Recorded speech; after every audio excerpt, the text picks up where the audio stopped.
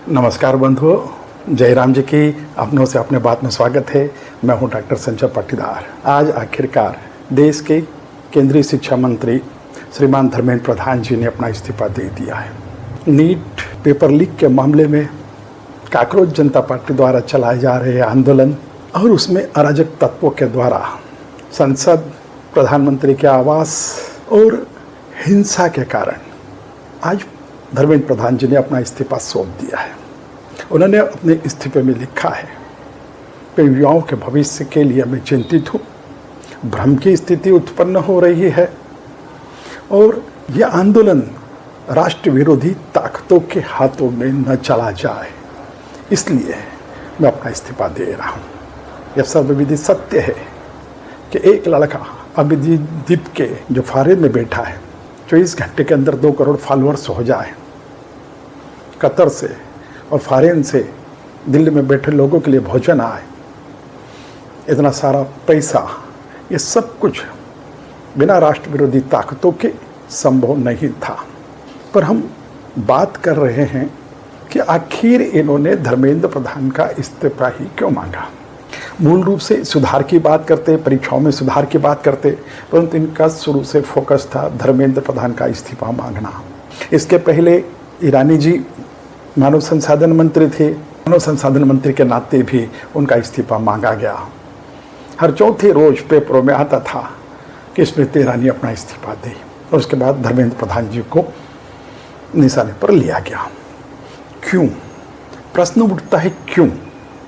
वह इसलिए क्योंकि इन नेताओं के द्वारा, इन मंत्रियों के द्वारा जो झूठा नैरेटिव शिक्षा के माध्यम से परोसा जा रहा था, उस पर कुठाराघात इन लोगों ने किया है। शिक्षा व्यवस्था का भारतीकरण करने का प्रयास किया है। भारत के गौरव को, भारत के गर्व को, भारत की गरिमा को पुनः नए सिरे से प्रस्तावित करने का काम किया इन लोगों ने। देश के लोगों में भारतीयतापन पे, भारतीय संस्कृति के प्रति अपनत्व की भावना पैदा हो, भारतीय महापुरुषों का गुणगान हो, ये सब लोग चाहते थे। यह देश का दुर्भाग्य है। आपको जानकर आश्चर्य होगा कि देश के पहले 5 शिक्षा मंत्रियों में से 4 शिक्षा मंत्री मुस्लिम समुदाय से बने हैं। चाहे वह मौलाना अब्दुल कलाम आज़ाद हो, हुमायूं कबीर, करीम छागला, नरुल हसन। कितने आश्चर्य की बात है। जब देश आज़ाद हुआ था, शिक्षा के माध्यम से देश को नए सिरे से, नए शिखर पर पहुंचाने की कवायद थी, तब 47 में देश का विभाजन हिंदू मुस्लिम के नाम पर हुआ। रक्तपात हुआ, हिंसा हुई, लाखों लोग मारे गए, और शिक्षा जैसी महत्वपूर्ण चीज नेहरू जी ने मुस्लिमों के, अल्पसंख्यकों के हाथों में सौंप दी। और उसी का दुष्परिणाम था कि भारतीय लोगों को वही मुगल शासक बाबर, हुमायूं, अकबर, औरंगजेब की गाथा पढ़ी और सुनाई जा रही थी। मानसिक रूप से इन्होंने हमें नपुंसक बना दिया था। हमारे अंदर गौरव, गर्व का भाव पैदा नहीं होने दिया। हमें पल पल बचपन से सिखाया जाता रहा कि हमारे ऊपर कोई आक्रांता थे जिन्होंने हम पर शासन किया और हम गुलाम रहे हैं। आजादी का वो भाव इन लोगों ने मार दिया। ये वहां से चालू हुआ, 47 से, नेहरू जी के बाद से चालू हुआ कि भारतीय लोगों के मानसिकता में कैसे गुलामी के भाव को जिंदा रखा जाए।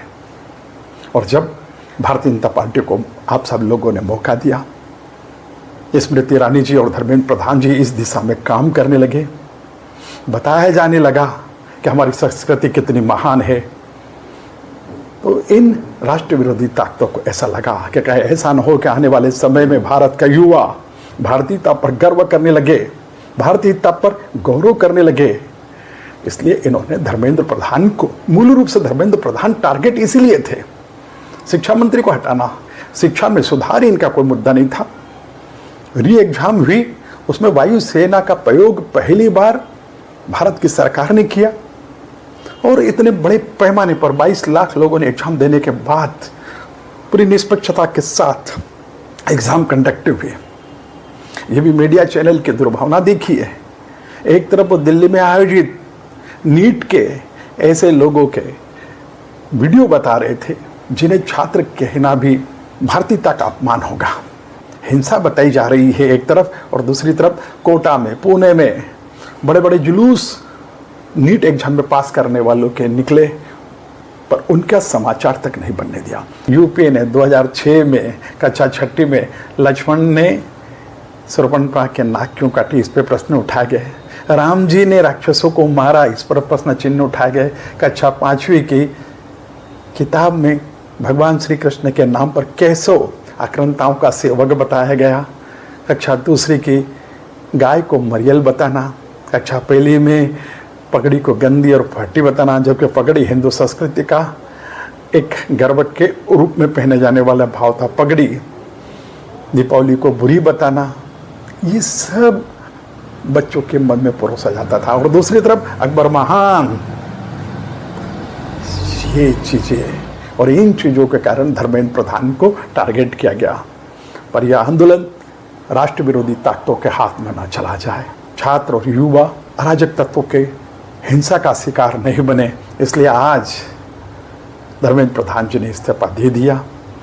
देश उनके इस त्याग को उनका त्यागी कहा जाएगा, क्योंकि जिसने पहले सारे प्रदेशों में पेपर लीक होते रहे हैं, परंतु मोदी जी की सरकार ने हर स्टेट नीट केंद्रीकरण किया ताकि नीट एक एग्जाम हो, पेपर लीक रुके। इतने बड़े देश में पेपर लीक होता रहा था, परंतु इस बार कठोर कदम उठाए गए, फास्ट ट्रैक बनाया गया, उनके सजा को सख्त से सख्त करने का प्रयास किया जा रहा है। छात्रों के भविष्य के साथ खिलवाड़ नहीं हो, और होना भी नहीं चाहिए। इसके लिए नरेंद्र मोदी जी की सरकार कठोर से कदम उठा रही है। और आप देखिए कितने जागरूक प्रधानमंत्री हैं कि रात के 12:30 बजे वो युवाओं को संदेश दे रहे हैं। जो एक चिंतनशील और चैतन्य प्रधानमंत्री की इससे बड़ा उदाहरण और क्या मिल सकता है। हमें अपनी भारतीयता को बचा करके रखना है। भारतीयता के खिलाफ जो नैरेटिव बच्चों को पढ़ाया, सिखाया, लिखाया जा रहा है, इस पर कहीं यह कुठाराघात नहीं करे, इसका ध्यान रखना है। बहुत बहुत धन्यवाद, बहुत बहुत आभार।